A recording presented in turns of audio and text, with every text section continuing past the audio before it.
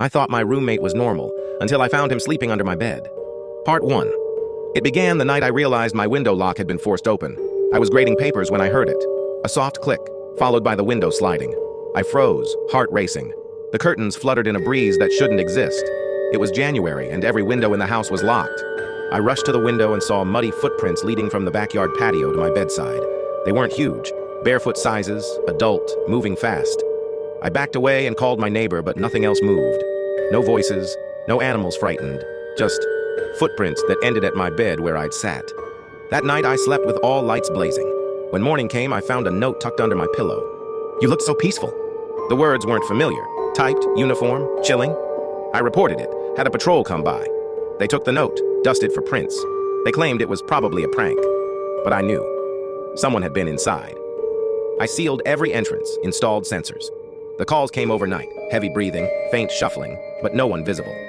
Then I found a camera hidden in my hallway planter, lens aimed perfectly at my front door.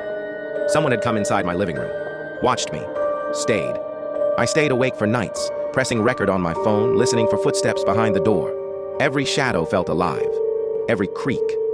I didn't know how long I could last. And part 2. A week later, the doorbell rang at 3 a.m. No one there. I checked the camera feed and froze. The camera had moved. Someone had adjusted it. They'd come inside again and been here. They were insatiable. Then in the morning, I found a new note, taped to my fridge. This one was handwritten, hurried scrawl.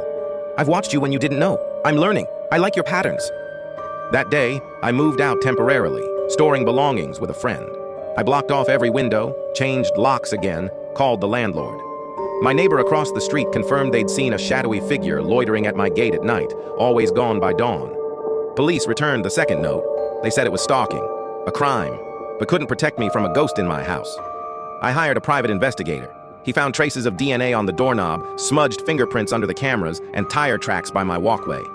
They raided the house of a known stalker in the area. My footprint-matching GSR was inside his gloves.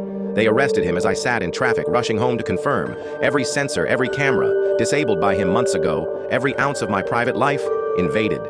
I can't sleep here alone anymore. Every time I walk in, I check my back pockets, clear every room. I remind myself, I'm not imagining anything.